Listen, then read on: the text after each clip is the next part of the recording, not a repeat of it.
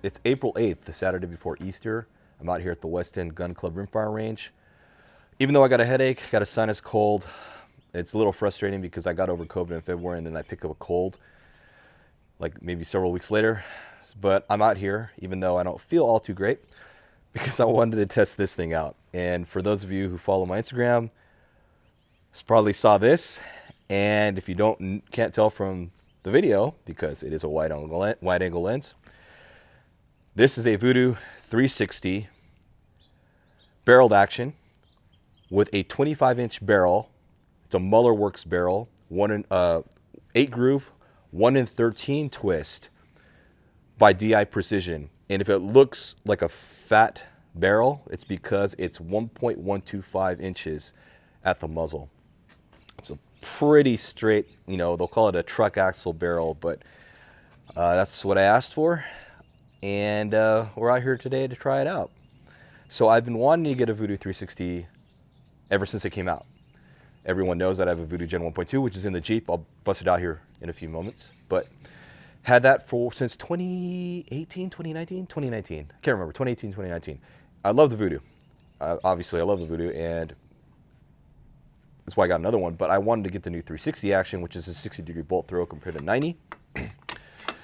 And but I was holding off, and up until like maybe several months ago, I said, you know what, let's go ahead and pull the trigger. But I said, why not try a non-standard Vudoo barrel? Because Vudoo, you can buy an action from them, right? Or you can get a barreled action, or you get a complete rifle. And most people buy complete rifles. Some people get barreled actions. And when I built my original Gen 1.2 or my Gen 1, I bought a barreled action, got the chassis myself, put it on the trigger myself, put the rest of it together myself. They did the heavy lifting as far as putting the barrel on the action. But Vudoo's options from the factory are limited. I think they go as long as 22, and I think they only do a kukri barrel in that length.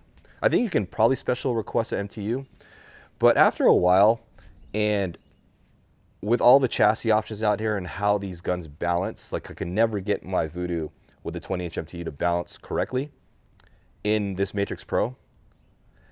I said, you know what, let's try a heavier contour barrel. And so I decided to go ahead and go with a custom barrel. And if you follow Womfat's channel, Matt Huey over in Canada, he recently got one from custom Vudoo 360 with a custom barrel from another gunsmith. And so when I saw his, I said, you know what, I should probably go ahead and just do that, right? I'm just going to, might as well just pull the trigger on that route if I'm going to get another Vudoo. And so when I called up DI Precision, or when I put in my order with DI Precision, I decided to go with like before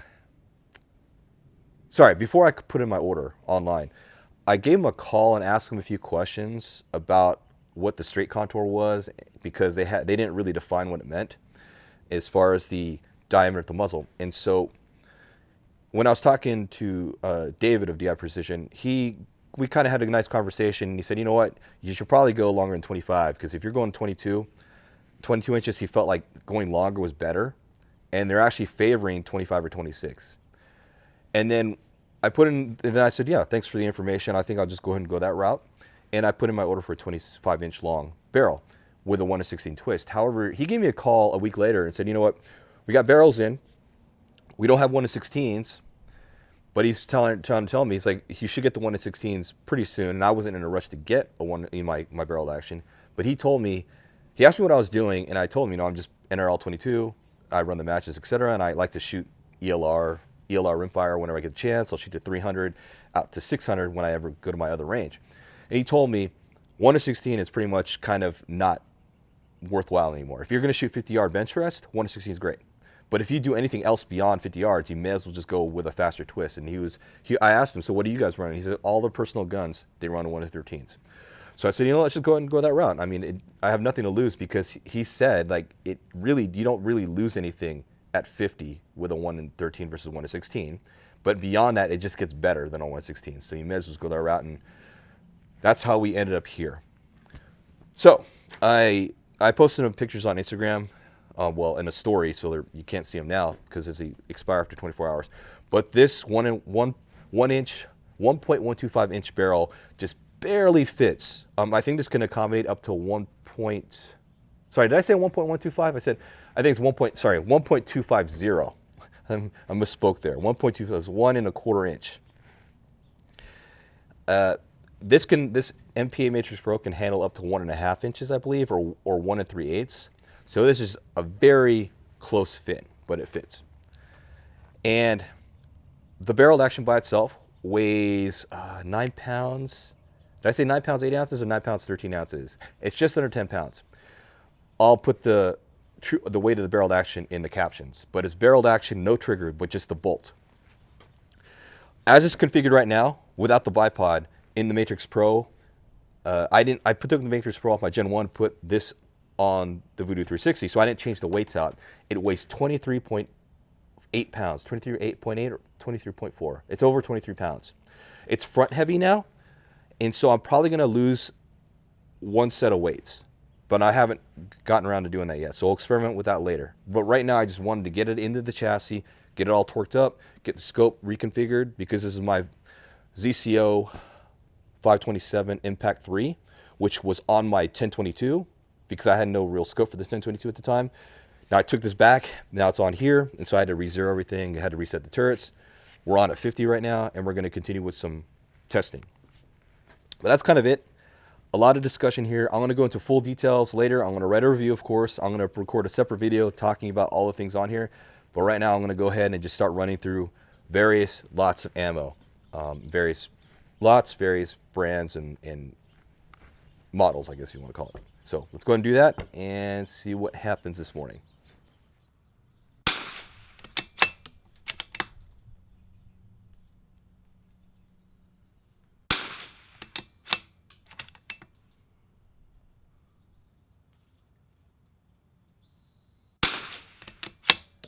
Not entirely sure if the magneto speed is showing up on camera, but if you are wondering what velocities I'm getting with this 25-inch barrel with Lapua Center X, this specific lot is pushing 1028 feet per second average with an SD of 10.9, which isn't all that great. We only got 40 rounds in the pipe right now, so we're going to have to break in this barrel. So we should see this settle down a little bit. I'll have to take a look at groups on paper when I get out there, but I think it looks okay. I did have some concerns about the gun when I received it, though. It is very tight. So when I say it's tight, when I first got the gun, I was closing the bolt, and I was like, wow. When you close the bolt, it's got tension on it, quite a bit of tension, as if like you're feeding around. With my Gen 1, you close the bolt on an empty chamber, it just flops down into place. And then when you feed around in there, you can feel it, the bolt, it's harder to close because obviously it's around in the chamber, so there's tension there. But with this in an empty chamber, it's a lot of tension. And then when I was trying to test the magazine, so I was using loaded rounds, which I don't like to do at home, but I did it. I had the gun pointing in the safe direction, had some backstop just in case, you had an errant ND or something. But I put some SK long range match in the mag, and I was just trying to, just push it in and eject them. And they were sticking in the barrel, the loaded rounds. And they were very hard to close on the chamber. So I sent emails to David at DI Precision, and we had some back and forth, but then he had said, hey, give him a call. So I gave him a ring, and he kind of explained what was going on here, and it's normal, because it's going to wear in a little bit. And he did say that the recent batch of 360s he received are kind of hard to close on bolt closure, normal, like on bolt lockup. But it doesn't really affect anything as far as they can see in terms of accuracy.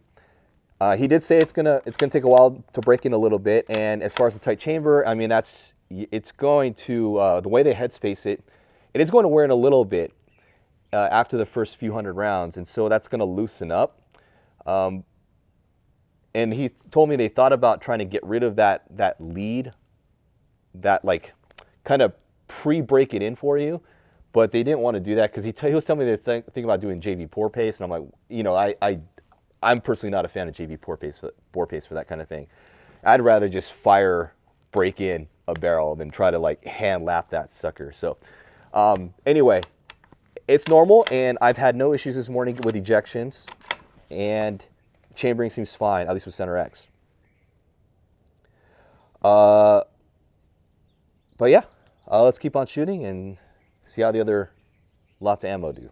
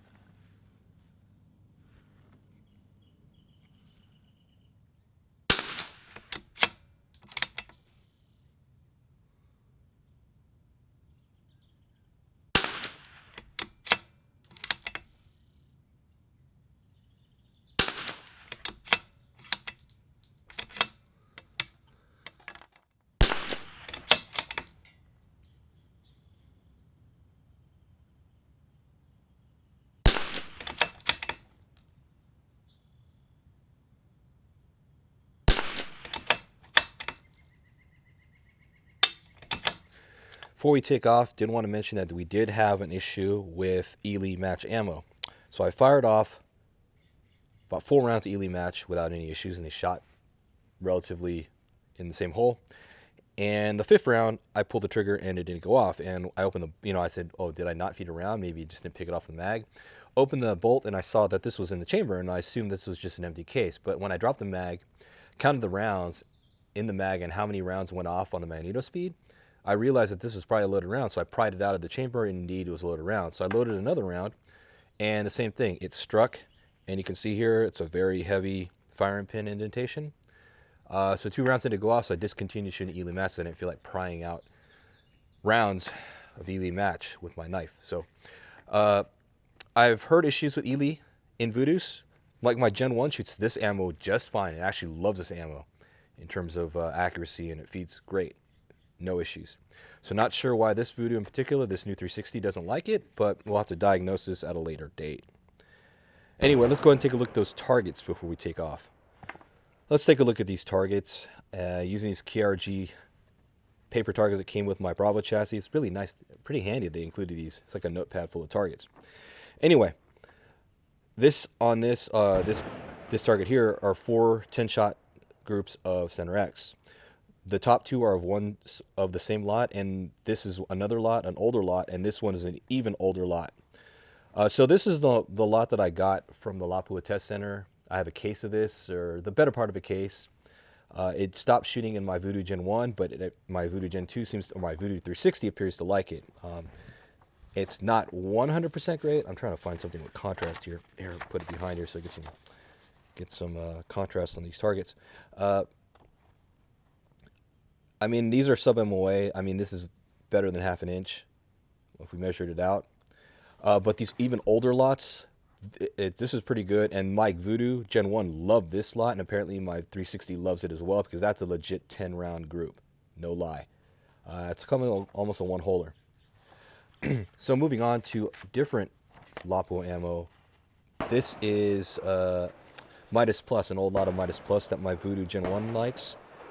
It's not great, but it's not bad. A couple of flyers here, but this is a pretty good group for Midas Plus. However, I've got some Exact. I bought some Exact just for the lulz. I mean, Exact is really expensive, and I don't anticipate shooting it, but it shoots really bad. My Vudoo Gen 1 didn't really care for it. I think it was shooting about an inch group at 50, and it's shooting about greater than an inch at 50 as well with the Vudoo 360 with this barrel. That's a 10-round group here, and that's a 10-round group here. Not sure why it's shooting like that, but it's pretty bad. And I should probably, sorry, going back, I'm going to have to put the velocities in the captions for this ammo on these targets. I'll put it in the captions. But I know this was, I believe the LAPO Center X is pushing about 1020 to 1040 depending on the lot. And then it was speeding up, I guess, a little bit during the day. And then Midas Plus is about 1040. Exact is only at 970, which is pretty bad. And then I have this other target here, which is with the Eley match. That's 4 shots before it started to malfunction. This here is LAPO long range, which is not bad. It's actually better than my Vudoo Gen 1.2. That's better than half an inch. And I think the velocity is like 1080 on this one. And this is LAPO super long range. It's about the same in terms of group sizes. About pretty much equal. And I believe the velocities here is about 1080, 1085. With a really good SD, I think it was like 3. So even though my Vudoo Gen 1 doesn't appear to be shooting super long range very well, I don't think. Not that great. I think my 360 will like it. I have some, actually my board is still out there, and I have SK long range match and CCI standard velocity on that one. So let me pull that one in, we'll show that real quick. Just real quick here, this is 10 rounds of SK long range match, which isn't terrible, but not great. It's a little bit worse than half an inch at 50 yards. And this is CCI standard velocity, which is, again, not great. You got a couple flyers here. As far as the SK long range match, I know that these two here were when it dropped below 1020. I think the average is about 1050, and these, I think this shot was like 1010 and this was 1012, so any lower velocity shot was dropping. So the SDs there aren't that great. Assuming it kept a good velocity consistency, it should group well. CCI standard velocity, I wasn't really paying attention to the velocities very much, although I do have that data. Got these flyers off to the right, and maybe the standard velocity would shoot a little bit better because this box is actually beat up pretty bad. It was rolling around in my range box. So if you're familiar with the CCI standard velocity boxes, which don't have one here, let me grab it out of the Jeep real quick. My off-camera mic, you can still hear me speak. So this box is very flimsy. It's just, this was, the rounds actually, they sit in the box. And so when they impact, I mean, you're hitting the bullets. So that might, I kind of have a feeling that this might have affected the groups here, because again, this box has been rolling around in my range box for about a year, 2 years. So it probably got beat up pretty bad. Maybe I should get a fresh box that's been in my cabinet. Maybe that might actually tighten up a little bit better, but not too bad for cheap ammo. Put down 164 rounds through the pipe on this brand new Vudoo 360 with the MullerWorks barrel. It's an 8 groove, spun up by DI Precision, 25 inch, 1.250, straight contour, 1/13 twist. Shoots pretty well so far, and I'm liking it. As far as accuracy, obviously we want to see it tighten up a little bit more.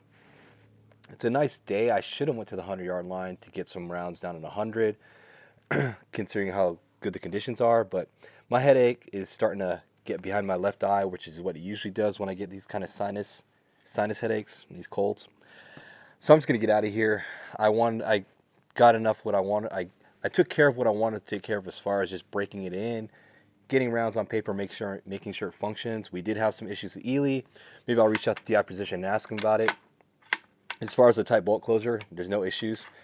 And this is actually something you'll prefer to have happen. We are downrange, so I'm going to go ahead and pull the trigger on an empty chamber. It's nice to have a tight closing bolt. One of the things with many bolt action rifles, if you pull the trigger on empty chamber, sometimes you'll see that bolt like move. Even my Vudoo Gen 1 does that. But in this one, because it's so tight, you don't really have much movement. There is a little bit there, but yeah, it doesn't like spring up. But yeah, so far liking this rifle. Obviously, I'm liking the rifle. As far as the balance is concerned, as you can see here, I have it with the SkyPod attached. This is the Matrix Pro that I was using with the Gen 1. Basically just put 360 in the Matrix Pro. Didn't do anything else in the Matrix Pro as far as weight adjustments. And you can see here, it's definitely front heavy.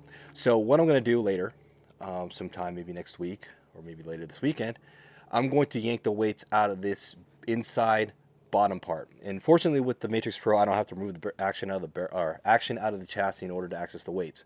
I can just slide them all out. It's just a pain in the butt because if I want the rear ones here, I have to pull out these ones as well. So I'm going to go ahead and yank them all out and then just have it on the front side and see how it balances. I'm guessing it's probably going to be still front heavy, but how front heavy it is, we'll see. So it'll decide whether or not I'm going to yank out more weights or if I'll yank out the side weights on the externals. I do want it slightly front heavy with the bipod on there at about this point here, simply because it's just going to be easier to control the gun on the barricades as opposed to being rear heavy. So we'll play around with that later when we get a chance. I'm going to go ahead and start composing an article on this build, and I'm going to get those targets analyzed. I'm going to put them in the group measuring app and then have those ready to post. As far as what I'm going to do with my Gen 1.2, I'm going to keep it. I'm not going to sell it. Obviously, I'm going to keep it. And it's why would I need to? Why people will ask why do you need more than one Vudoo? Because you can, right? Same reason you have more than one pistol. You have more than one Glock. I have like multiple Glock 19s. Like why? Because I can. But there's no reason why I can't have two Vudoos. Especially if you want to take care of one and if you want to keep one down, then you have the other ready to go. And as you saw in my prior vlogs, how I was having issues with that Lapua X case that I got. No longer wants to shoot in this one in my Gen 1 1.2, but it shoots well in my 360, so now I don't have to get rid of that ammo. Because I was debating whether I was going to just sell the ammo because a lot of people want that Center X. But now I have a gun that shoots it, so I'm going to keep it. So that works out. Anyway, that's pretty much it for today. I'm going to go ahead and pack up the rest of my gear and get out of here. Today is Saturday before Easter, so hopefully everyone can have a good Easter Sunday. Happy Easter. We celebrate the resurrection of our Lord and Savior, Jesus Christ. It's a very holy day, as was the past week, with Holy Thursday and Good Friday. And hopefully everyone had a good Lent and a good time to reflect on, themselves, what they need to improve on in their lives to become a better person. Anyway, that's it for today, Saturday, April 8th here at the West End Gun Club. Thanks for watching. I'll see you in the next vlog. Happy Easter.